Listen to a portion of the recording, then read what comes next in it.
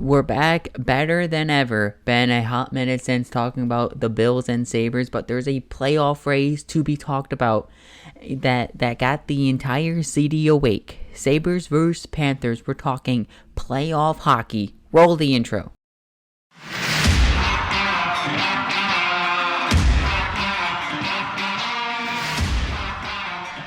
Sabres versus Panthers. What is at stake in this game today?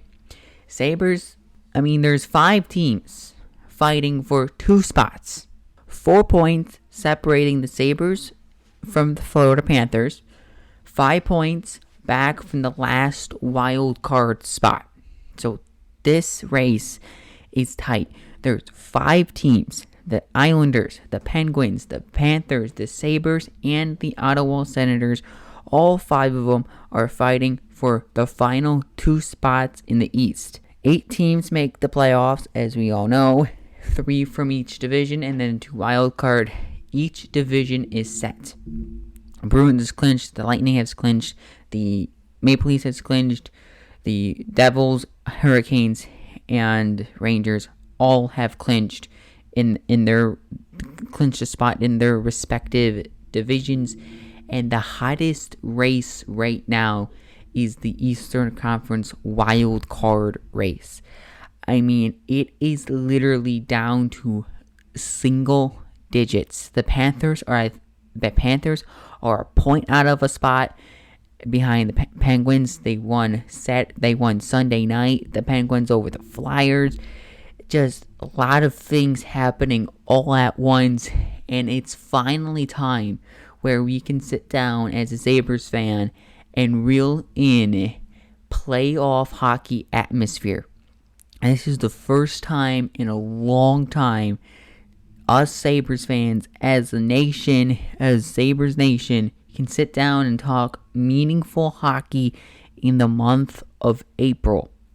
Some injury notes to know for this game is that Tage Thompson should be back. He missed the last 3 games with an upper body injury, and the Sabres have missed Tage Thompson because Tage Thompson is on a tear of a season.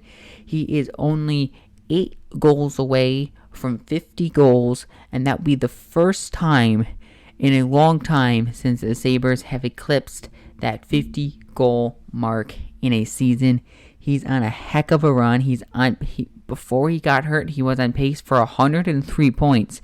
So this guy who a few years ago was an injury prone and a nobody, just a few years ago when the Sabres traded for him, and the Ryan O'Reilly trade has turned out to be a bona fide stud for the Buffalo Sabres. But now Florida is dealing with some injuries as well. Florida will be missing their top goalie, Sergei Bobrovsky, and Sam Bennett, both due to injury, will not play in tonight's game. But again, it's meaningful hockey in April. I think that's the thing that why this game and why the final 2 weeks of the NHL season for the Buffalo Sabres mean a lot. It's been a while. It's been a while since your next door neighbor can all sit down around the dinner table or around the TV, with a slice of pizza in their hand, with maybe a bag of popcorn, whatever, and sit down and watch some meaningful hockey in April. Normally, this week in Sabres, the final week of the NHL season, the weeks leading up to it, we're talking, who's going to have a job next year and who's not going to have a job next year. Is the head coach going to stay? Is the GM going to stay? What does next year look like? Who comes up, who comes down, who's getting, which one of these players are staying, which players are going? It's a big hypothetical. The final week and a half of the NHL season for the Buffalo Sabres around this time. And it's been a while where everyone can just sit down and talk Sabres and talk meaningful hockey in April. And it's been a while. The feeling of this is different. It just brings a different feeling. It's when the Bills made the playoffs for the first time in a whole bunch of years, I mean, the city erupted. It may or may not happen for the Sabres, but there's just a different feeling. There's just this different feeling of excitement. Every year when you know the Bills are going to make the playoffs, I mean, you get excited. You know, it's just, you get the excitement. It feels good and like, yeah, we could do this. But then here it is, the Sabres, just 2 weeks left in the season. There's still 5 games left. The Sabres can really punch their ticket in if they win these games. Just a different feeling. You're feeling like, hey, we can do this. I mean, just a different feeling that just feels different when you watch the Sabres. And I think that's a good thing. It's just different. It's just a different feeling of excitement, different feeling of motivation that this team right now has a chance to make the playoffs this season. It feels like, I mean, I'm one of a few persons this year that coming into the season, I'm like, hey, this team could actually make the playoffs if A, B, and C works. And I think that prediction could come true, that the Sabres will make the playoffs this year. I mean, there's still work to do. There's still work to do.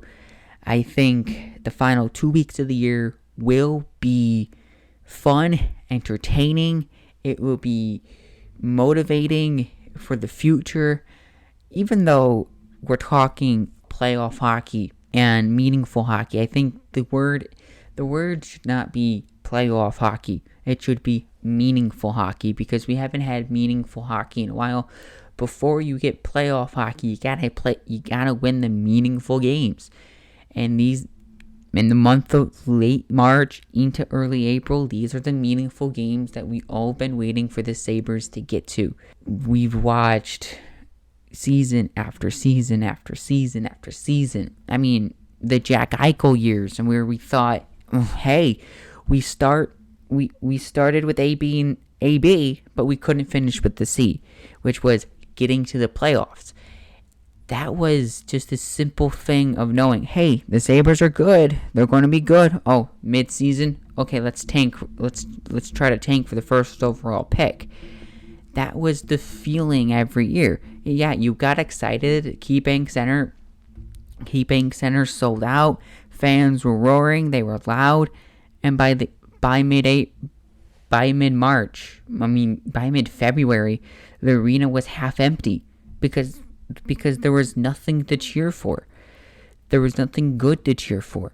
And that was the most part, again, of this season, where the Sabres just had hard time selling tickets. They had a hard time selling their hockey, right? What changed? You know, I think it's the question is like, what changed?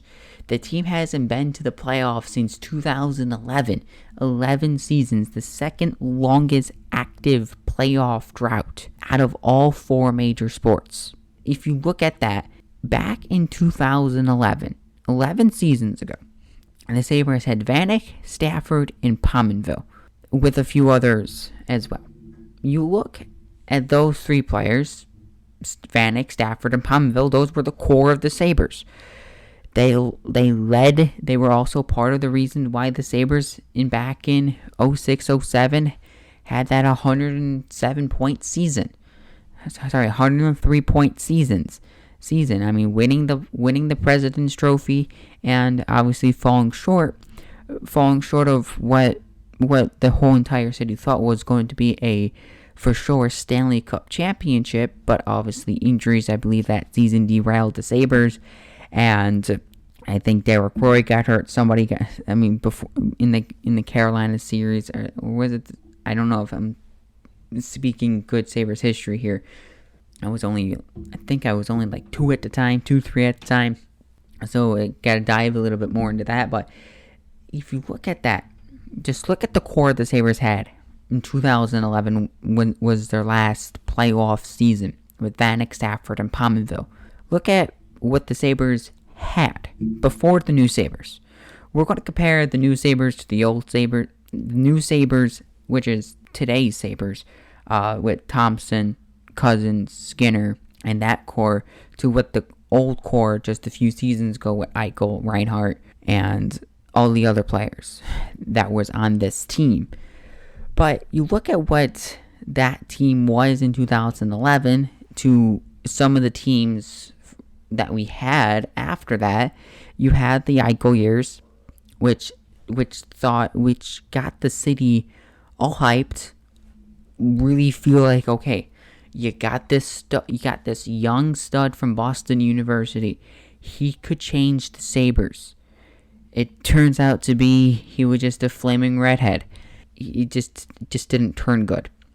Now you have Tage Thompson, who all of a sudden was with Donnie Granato, and Donnie Granato really turned this nobody off the streets to somebody that could play in the NHL and made him work. That's what was missing in those years. It brings me to this is the feeling that I have with these Sabres. The feeling that makes me really excited about this entire playoff run and the playoff race. And that should get the entire city going and feeling the buzz of this young Sabres team is that they're different. They're playing a different brand of hockey, right? They're playing a north-south type of game. It kind of reminds me of the old Lindy Ruff system, right? It's north-south hockey. Get it in. Do not pass across the ice unless it's a 2-on-1. You get the puck to the net and you play a fast offensive pace. Yes, does that hurt you in the back end? Yes. I mean, the Sabres obviously have shown that sometimes at times this system doesn't work because their defense has been completely at times a dumpster fire. Over the last few games, over the last week and a half or so, they've been mightily improving on their defensive positioning and where they have to be. So let's kind of talk about this new feeling, this new sense of energy, this new sense of hope that the Sabres could do something with this core. You look at the old group. Let me clarify what I mean by the old group. The old group. Literally what we had for the last 5 seasons before. With Kruger, with Housley, and Biesma. We had Reinhart, we had Eichel, you had Ristolainen, you had McCabe, Ryan O'Reilly for a brief second. You also had Evander Kane for a brief second. So the old Sabres, those Sabres that led us for about 5-6 years. The new Sabres are the team under Donnie Granato. Obviously, Jeff Skinner was part of Housley and Kruger, but he has fully installed himself kind of more like he just became a new Jeff Skinner under Donnie Granato, so he's still, I think, part of the core of the new Sabres. Now, the new Sabres is Thompson, Cousins, and Skinner, along with Jack Quinn, JJ Paterka, Casey Middlestat, all these other players that are coming through. Same thing with Rusak, Kulich, Savoy, all these other players that are going to come through the Sabre system, and also add Devin Levi. Those are the new Sabres. A lot of good, new, fresh talent. Not the old team that had egos. This team does not have a lot of ego. I mean, they're freelancing. They're when you were with the Sabres, they didn't have a lot of, Jack Eichel having his own between the stalls, right? With Jeff Skinner. You didn't see, these series of clips of these guys having a whole ton of fun. It was hockey and go home. Hockey and go home. Hockey and go home. They never made hockey fun. These guys, the new Sabres, are making hockey fun and they're enjoying it. It's not an everyday grind. It's not, ugh, I have to get up at 6:45 in the morning. Ugh, I have to go to morning skate. Ugh, this. There's a new wash over the Sabres, of this new group of Sabres that gets you excited and ready to play hockey. They have guys that Kevin Adams, who he really admires, right? These guys that want to wake up every morning, that want to get up every morning and go to put on their pair of skates and go be with the guys. I mean, it's practice, right? You're going to practice, but it's also could be known as maybe a group hangout. Hey, we're playing hockey, but hey, we got to get this A, B, and C done. But hey, we can have fun with this. We don't have to be hockey. We don't have to be hockey 24/7. They're meant. I mean, obviously the new Sabres are mentally in the game, but they're playing this game with fun. If you look at the old Sabres, we're gonna talk about the 17-18 season, the 18-19 season, and then we're going to compare those two seasons with this season, the 2022-23 season, which is the second full season under Donnie Granato. And we're also going to talk a little, maybe compare a little bit with the first season under Donnie Granato. You look at the 17-18 Sabres, they went 25, 45, and 12 with 62 points. Their longest winning streak was 3 games. So that only happened once, and that only happened in the beginning of the season. So they went I believe the entire months of November. No, that 3-game winning streak happened in November. So they went December, January, February, March, and that little bit of April with one 3-game winning streak. Once. I mean, they've only won 3 games only in a row once. That entire 17-18 season. They had 7 4-game losing streaks and 3 5-game losing streaks. You talk about the new Sabres. You talk about those old Sabres. When they got in a losing streak, it wasn't these 2, 3, 4. These weren't these 2-3 game stretches where they're just they're just playing bad hockey and have to find a way out of it. But no, these guys were playing bad hockey from today until next week. It was an entire week stretch of games where Eichel, Reinhart, and some of these other players weren't even scoring for weeks on end, or not even playing good hockey on weeks on end. So they just gave up. They gave up. Obviously, there was times during games where this team. There's some examples of this of it happening this season. That 10-goal game against Dallas, obviously they most likely gave up that game, But Don Granato holds this team accountable. You give up, there's a good chance you're going to be a healthy scratch. He did it a couple times with Victor Olofsson this season. The new Sabres under Don Granato there's a standard that is being set. If you don't hit those standards, you're most likely not playing games. Which under Phil Housley, under Ralph Kruger, under Dan Bylsma, there wasn't really a standard. There wasn't a standard to be held accountable to. It was you go play hockey and you go home. That was the standard. It wasn't, hey, let's try to get to the playoffs. There's a thing called the playoffs. Don Granato holds his team accountable. If you're not gonna, if you can't play the north-south type of game with high energy, high pace, you're most likely a healthy scratch, and you're just sitting from the bleachers. I mean, he's gonna hold you accountable. If you're not playing good defense for 2-4 for good stretch of hockey, you're most likely finding yourself on the healthy scratch list. On the scratches list, and somebody else is going to try to find a job in the NHL over you. I mean, that's the standard right now. There's just a new sense of there's a priority that you have to hold. Now, let's talk about the 18-19 season. Where they started 6 of 10 games. They won 6 of 10. They had 0 5-game losing streaks in the first month of the season, which was a good thing. So you're talking about the 18-19 season. I remember the season like a pamphlet, is that they just went on this good stretch in the first month of the season. They won 6 of 10. You're like, hey, there's a chance in the month of October where we can be playing meaningful hockey 4 or 5 months from now.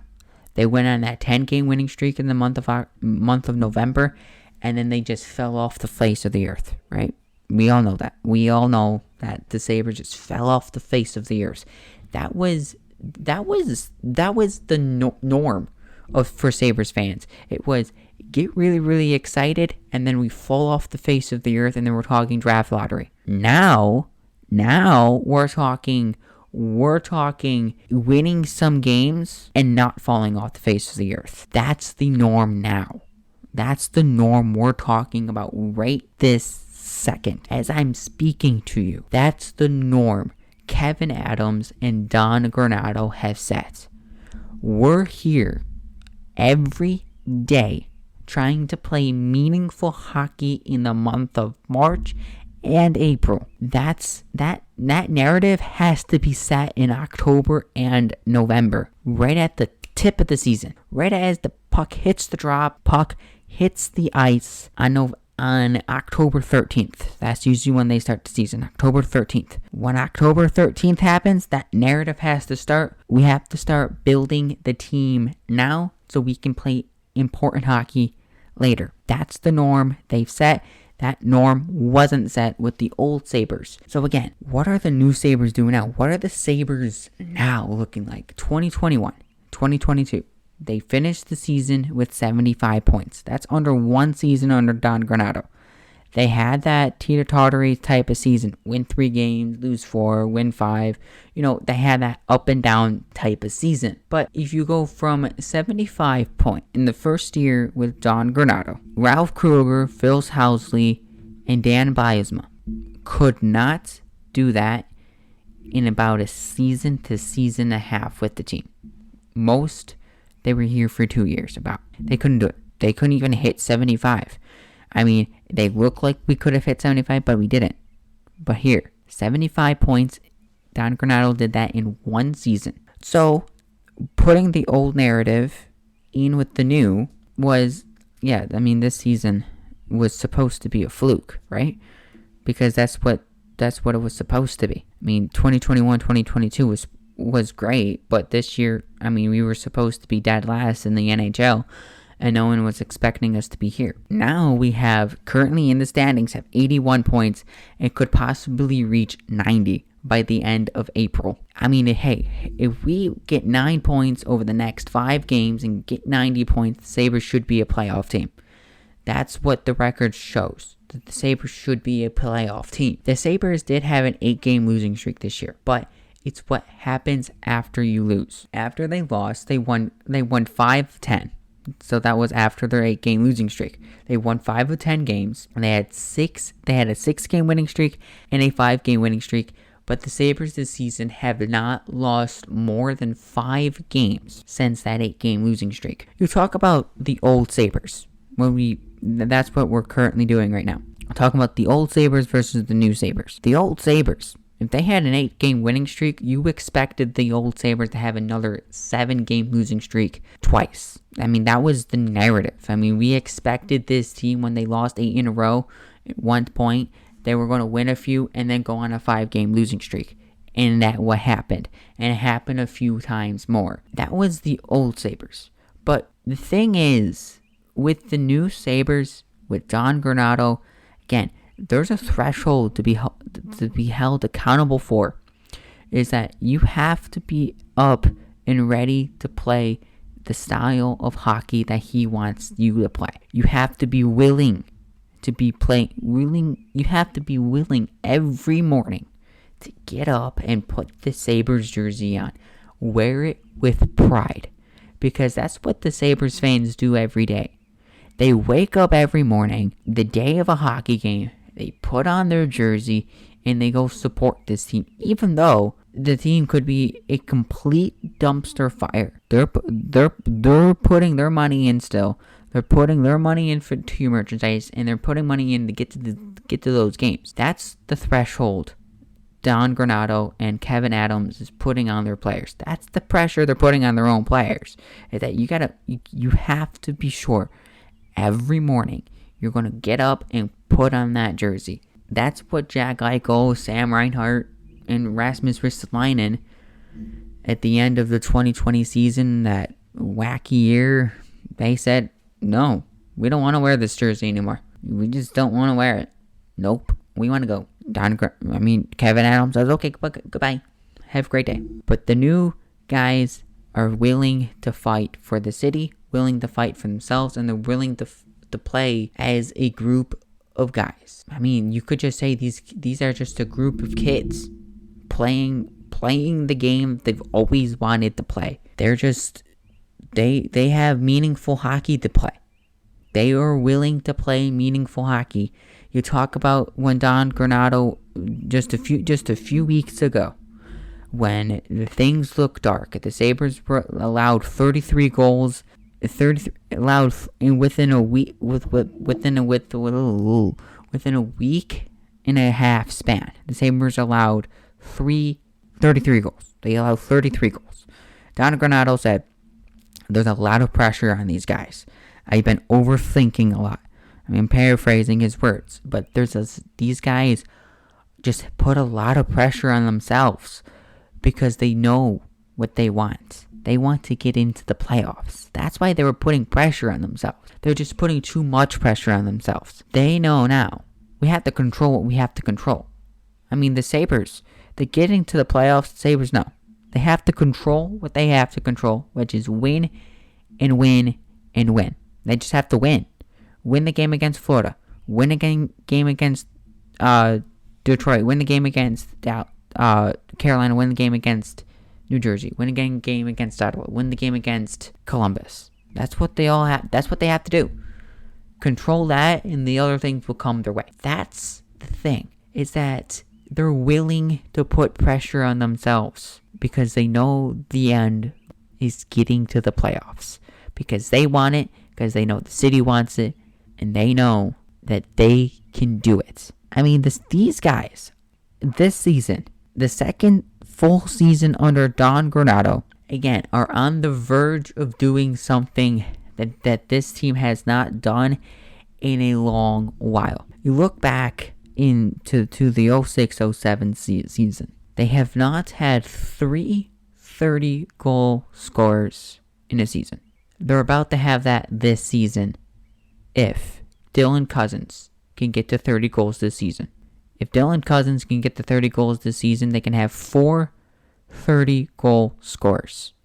That could be the first time the Sabres could have 4 30-goal scorers on a team since 06-07, just under the second season under Don Granato. I mean, that's just impressive. It's just how within a few years, within a year and a half, 2 years, that Kevin Adams and Don Granato has just changed the landscape of the Buffalo Sabres organization. Before we go, I'm going to chime in on Devin Levi. Kind of changes the whole vibe here, right? But Devin Levi should start tonight against Florida. He should get a couple more games before the end of the year.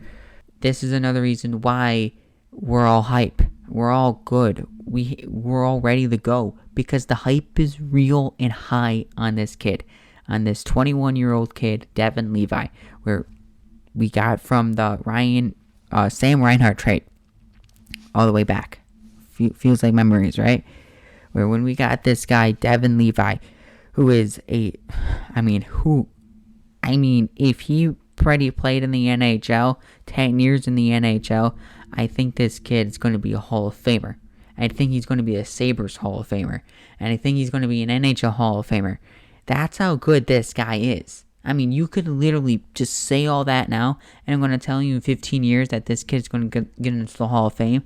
And guess what? If he does, I'm right, you're wrong. That's okay.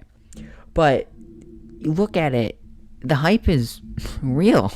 I mean, look, this kid wants shots. His favorite part of the game, the Rangers game, was the third period when he allowed 2 goals and faced 20 shots. It just doesn't happen like that. I mean, most goalies say, "Hey, I like the nights where I don't face a lot of shots. Just easy night, the screws right through it. Don't have to make 20 saves." But this kid is like, "Hey, I want to face 45 shots a night, and I want to save all these puppies." That's the kid I want on my team. That's the kid I want on the ice for 75 games out of 82. That's the kid I want to see out there waving the glove, waving his leather, putting his pad out, making big saves. That's the kid I want to see when the Sabres win the Stanley Cup, is the first one to lift it. He has that competitive edge that we all been waiting to see and get and put on a Sabres uniform. He is the reason why Don Granato and Kevin Adams is setting this narrative, is that you come here, you have to wear the jersey with pride. If the outcome of the Florida game is not what we want, or the outcome in the next 2 weeks is not what we want as Sabres fans, which is hopefully getting into the playoffs, sneaking our way through, it's okay. Because there's always, even though there's always next year, the future is bright for the Sabres team. The future has a ton of good blue and gold players who will be willing to get up every morning and put on that jersey. I'm telling you, if it doesn't happen this season, the Sabres are getting in next year, and we'll put the over-under at 95 points next year. But there's still tons of hockey left. There's so much hockey left that you could, even if the Sabres lose tonight against the Florida Panthers, there's still hope. There's always hope. There always will be hope. Just gotta find it. Alright, thanks for listening. Obviously, this show has went 15 minutes over the expected time of the show, but it's okay. It's fine. You could follow the show on Twitter for the latest show news and sports reactions. The show is also on YouTube. Give a sub there as well for more sports content. Thanks again for listening. See you next week.